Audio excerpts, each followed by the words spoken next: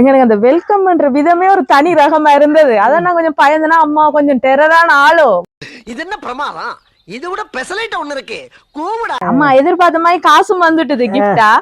சரி எவ்வளவு இருக்கும் இதுல? தெரிஞ்சு கொண்டு அதிகதான் வேற அங்க இருக்கிறான். ஒருவேளை இந்த சர்ப்ரைஸ் கிஃப்ட் அனுப்பினாலும் உங்களுக்கு கால் பண்ணா என்ன சொல்லுவீங்க? என்ன அலுவலகம் அனுப்புறா, காசு அனுப்பு. சோலி முடிச்சு.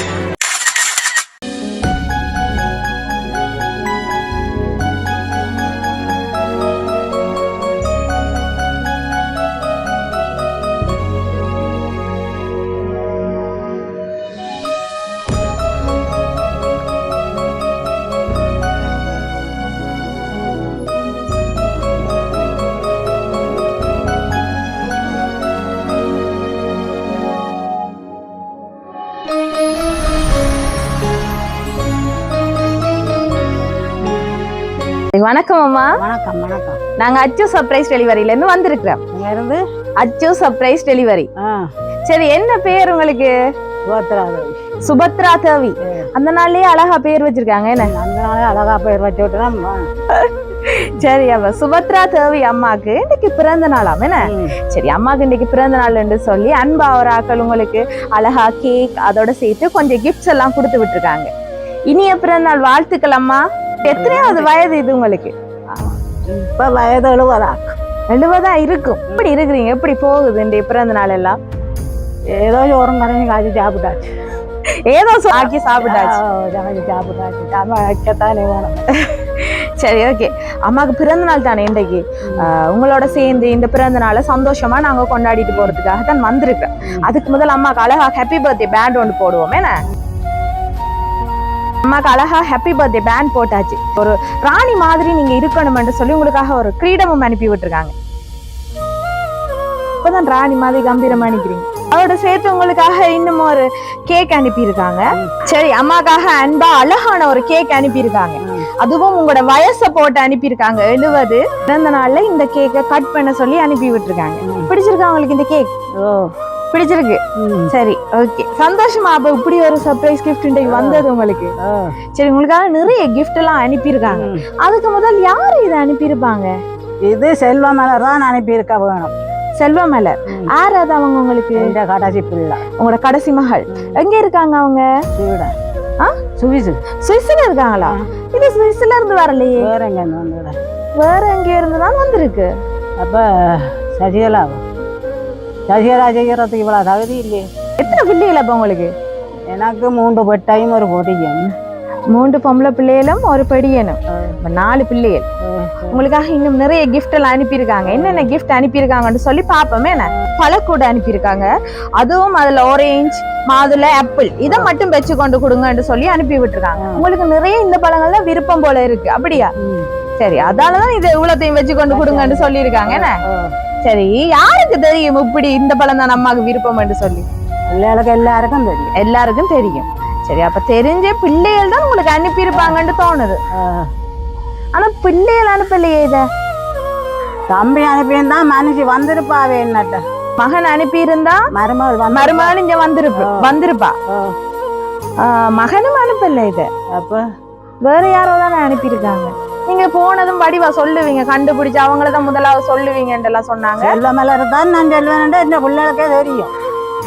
ஏன் அவங்க குறிப்பிட்டு சொல்றீங்க? அவதானே கடைசி பிள்ளை, பாசம் கூட இருக்கும். கடைசி பிள்ளைன்றால அவள உங்களுக்கு பாசமா இல்ல அவக்கு உங்கள பாசமா? 2 பேருக்கும். அப்ப உங்களோட ஃபேவரட் அவதான் போல 4 பேர்லயுமே. அப்ப அதனாலதான் அவ சொல்றீங்க. என்ன சரி ஓகே. நீங்க அழகா பாட்டெல்லாம் பாடுவீங்கன்னு நான் கேள்விப்பட்டேன். அது அவதான் வந்து பாடணும். யாரு பாடணும்? சரி நாங்க கிஃப்டோட வந்ததுக்கு அடி விழுந்திருக்கும் போலயே நாங்க கொண்டு வந்ததுக்கும். அதுதான் நான் சூரத்துல இருந்து வாரையோட சண்டை பிடிக்கல. மகளோட கதைக்கணும், மட்டையோட கதைக்கல. இல்ல இது மகள் அனுப்பல. சரியா அது வேற விஷயம். ஆனா நாங்க கிஃப்ட கொண்டு வந்ததுக்கு எங்களுக்கு அடி விழு போல இருந்தது. பயந்துதான் வந்தாங்க. சரி என்ன அம்மா வரும்போதே கடுமையா பாசமா வர வைக்கிறாங்களேன்னு சொல்லி எங்களுக்கு அந்த வெல்கம்ன்ற விதமே ஒரு தனி ரகமா இருந்தது. அதான் நான் கொஞ்சம் பயந்தனா அம்மா கொஞ்சம் டெரரான ஆளோ வந்ததுக்கு அடிதான் விழ போகுதோண்டு. ஆனா அப்படி இல்ல. அவளுக்கு எல்லாம் கோபம் இருந்தா முதல் பாஞ்சு விழுதான் பேருந்து இருந்தேன் பாஞ்சேன் யோசிச்சு மண்டே குழப்பம். அப்படியா? அதான் நடக்கும். முதல்ல என்ன பின்னுக்கு வர முன்னுக்கு வரணும்னு யோசிக்க மாட்டேன். கோபம் வந்ததோ வேந்திருந்து யோசிப்பேன். பிறகு இருந்து யோசிச்சு வேணப்படுறேன். இப்ப கோவமெல்லாம் சமாதானம் ஆயிட்டீங்க. சரி, ஓகே. அப்ப இந்த 70வது பிறந்த நாள் உங்களுக்கு ஒரு மறக்க முடியாத ஒரு பிறந்த நாளா இருக்கணும். உங்களை இப்படி சர்ப்ரைஸ் கிஃப்ட் எல்லாம் கொடுத்து இந்த ஒரு நாள்ல சந்தோஷப்படுத்தி பார்க்கணும்னு தான் இப்படி அன்பு பரிசெல்லாம் அனுப்பியிருக்காங்க. உங்களுக்காக இன்னும் நிறைய கிஃப்ட் அனுப்பியிருக்காங்க. அதையும் பாப்போமே. சரி, அம்மாக்காக ஒரு பெரிய கூட அனுப்பியிருக்காங்க. அது ஃபுல்லா அம்மா குடிக்கிற மாக்களாவே அனுப்பியிருக்காங்க. இந்த மா இல்லாட்டி நான் இப்ப செத்து தான் இருப்பேன். நான் இதை வேண்டி அனுப்பி போட்டு தண்டை வளர்த்துருக்கலாமா? மகா இந்த மா அனுப்பியிருக்காங்க. இதெல்லாம் குடிச்சு இன்னும் நிறைய ஆரோக்கியமா நீங்க இருக்கணும்னு தான் அனுப்பியிருக்காங்க. ஏன்னா அப்பதான் ஏசலாம் எல்லாருக்கும். ஏன்னா இந்த மாவை குடிச்சிட்டு அனுப்பினாங்களுக்கு பேசுங்க, நல்ல திடமா இருப்பீங்க தானே, அப்ப இன்னும் நல்லா பேசலாம். ஏன் அனுப்பினதுன்னு கேளுங்க. ஏன்னா ஒருவேளை இந்த சர்ப்ரைஸ் கிஃப்ட் அனுப்பினாலும் உங்களுக்கு கால் பண்ணா என்ன சொல்லுவீங்க? என்ன அலுவலக அனுப்புறா, காசு அனுப்பு. இதே அனுப்புனே காசு அனுப்புன்னு சொல்லுவீங்களோ? காசு அனுப்புனா நீங்க பாட்டு வேண்டுவேன். அப்படியா? அப்படி சொல்லுவேன். எதுக்கு இதை செய்த? வாடப்படா, பிள்ளைகள் வழங்கப்படாது, பிள்ளைகள் தாய பார்க்கணும், அளவுக்கு மிஞ்சி பிள்ளைகள் முங்கிறப்படா. சரி, ஆனா இந்த சர்ப்ரைஸ் கிஃப்ட் அனுப்புறதெல்லாம் ஒரு சந்தோஷம் தானே. அவங்க அப்படி பிரச்சனை இல்லை. இது இப்ப அவளுக்கு சிலவு தானே இல்ல, வீண் சிலவு இல்லானே. சரியா? சரி, யாருக்கு செய்தாலும் அது அம்மாக்கு செய்யறதுண்டக்குள்ள நடக்குறேன் இல்ல. இது என்ன செய்தாலுமே அது ஒரு தாய்க்கு செய்யறதுண்டக்குள்ள அது பெரிய ஒரு விஷயமாவே தெரியாது. ஏன்னா அம்மாக்கு தான் செய்யறோம்னு யோசிப்பாங்க. அடுத்தது இப்படி ஒரு சர்ப்ரைஸ் கிஃப்ட் அனுப்பக்குள்ள அவங்க தூரத்துல இருக்காங்க, திடீரென்று இப்படி அம்மாவை இப்படி ஒரு சர்ப்ரைஸ் கிஃப்ட் மூலம் ஒரு சின்னனா ஒரு சந்தோஷப்படுத்தணும் அப்படின்றதுக்காக அதை இப்படி செய்யறது, அம்மா இப்படி எல்லாம் சந்தோஷப்படுறான்னு பாக்குறதுல அவங்களுக்கு ஒரு சந்தோஷமா இருக்கு. அதுக்காக தான் உங்களுக்கு இப்படி ஒரு கிஃப்ட் அனுப்பியிருக்காங்க. சரியா? அப்ப கோவிக்க கூடாது, சந்தோஷம் தானே படணும் நம்ம இப்படி அனுப்புற பிள்ளைகளை பார்த்தேன். சரி, இதெல்லாம் பார்த்தா யார் அனுப்பினாங்க இந்த கிஃப்ட்? செல்வமலர் தமிழ் செல்வன் ஜாமரையும் சேர்ந்து அனுப்பியிருக்கு. எல்லாரும் சேர்ந்து அனுப்பினாங்க போல. என்ன அப்படியா? பிள்ளையெல்லாம் அனுப்பினாங்க, வேற யாரும் இல்ல? இல்ல இல்ல, பிள்ளை எல்லாம். சரி, 4 பேர்ல யார் அனுப்பினாங்க? இத ஒரு ஆள் தான் அனுப்பி இருக்குது. செல்வமலர் தான், கவிகலாவும் ஏதன் விசும்பு காட்டி இருப்போம். எல்லா பிள்ளைகளையும் சந்தேகமா இருக்கு. இல்ல, தங்களை ஜீவிக்கணும் அம்மா, இருக்கு இல்ல, அவே கஷ்டத்தை நான் வர வேணும். சரி, ஓகே. உங்களுக்காக இன்னும் ஒரு பரிசு அனுப்பியிருக்காங்க. இன்னும் ஒரு கிஃப்ட், அழகான கிஃப்ட் ஒன்று அனுப்பியிருக்காங்க. அதையும் பார்ப்போம். என்ன? சரி, அம்மாவோட பிறந்த நாளுக்கு செல்வம் நிறைந்த குபேரனை அனுப்பி விட்டுருக்காங்க. அதுவும் காசுகளோட சேர்த்து அனுப்பியிருக்காங்க. அம்மா எதிர்பார்த்த மாதிரி காசும் வந்துட்டுது கிஃப்டா. சரி, எவ்வளவு இருக்கும் இதுல? இன்னொரு 50,000 இருக்கும். வெயிட்ட பார்த்து சொல்றீங்களோ, தூக்கி பாக்குற நிறைய பார்த்து சொல்றீங்களா, இல்ல எண்ணித்தான் சொல்றீங்களா? இல்ல இல்ல, 50,000 இருக்கும். சரி, அதோட சேர்த்து ஒரு 20,000 கூட்டுவோம். சரியா? அம்மாக்கு சரி, அம்மாக்கு 70,000 பெறுமதியான காசு அனுப்பியிருக்காங்க. இது 70வது பிறந்த நாள்ன்றபடியா. சரியா? அதுவும் குவேரன் சும்மா ஆள் இல்ல, பாத்தீங்களா? 70,000 காசோட வந்திருக்கு. அப்ப இனி இந்த வருஷம் ஃபுல்லா நிறைய காசு வரும். சரியா? இத பார்த்தா தோணுதானே இவங்க அனுப்பியிருப்பாங்கட்டு. யார் அனுப்பியிருப்பாங்க? என்ன கேக்குறீங்களா? எனக்கு நான் யார சொல்றேன். இந்த காசு அனுப்பினது யாரா இருக்கும்? செல்வமலரத்தான் நான் நினைக்கிறேன். அவதான் கடைசி மகளோட, அவதான் உங்களோட உயிரே அவதான் போல இருக்கு. ஏன்னா வந்ததுல இருந்து அவட புராணமாவே இருக்கு. அவ பத்திய சொல்லி கொண்டிருக்கீங்க. மருமகள் வந்து மகன் செய்திருந்தா மருமகள் வந்திருப்பா. அவ வராதபடியா மகன் அனுப்பல. ஆனா ஒருவேளை எவ்வளவு நேரமா சொல்லி கொண்டிருந்தீங்க, உங்களோட கடைசி மகள் தான் அனுப்பியிருப்பாங்க. அவதான் பிடிக்கும் வர சொல்லிட்டீங்க. கடைசி மகள் கடைக்குட்டின்றபடியா அவளையும் பிடிக்கும், மானையும் பிடிக்கும். மானை ஒரு பிள்ளையில நான் அவன் என்னத்தை இருந்தாலும் நான் விட்டு கொடுக்க மாட்டேன். சரி, மகனையும் பிடிக்கும், கடைசி மகளையும் பிடிக்கும். சரியா? இன்னும் ஒரு பரிசு அனுப்பியிருக்காங்க. அதை பார்ப்போம். அதை பார்த்தாலும் தெரிஞ்சிடும் யார் இந்த கிஃப்ட் அனுப்பியிருக்காங்க. பாப்போமா? ஒரு அழகான பிரேம் அனுப்பியிருக்காங்க. என்ன பிடிச்சிருக்கா உங்களுக்கு? உங்களோட போட்டோ எல்லாம் போட்டு அழகா அனுப்பி விட்டுருக்காங்க. என்ன பிடிச்சிருக்கு? சரி, அப்ப சந்தோஷமா உங்களோட பிறந்த நாளுக்கு இப்படி ஒரு சர்ப்ரைஸ் கிஃப்ட் வந்தது. சந்தோஷம். சரி, அப்ப யார் அனுப்பினாங்க அதைத்தானே தெரிஞ்சு கொள்ளணும். என்ன தெரிஞ்சு கொண்டது இவதான், வேற யாருங்க இருக்கிறா. மூத்த மகள் மூத்த மகன் இவாவ இந்த நேரம் நான் இருக்கேன்.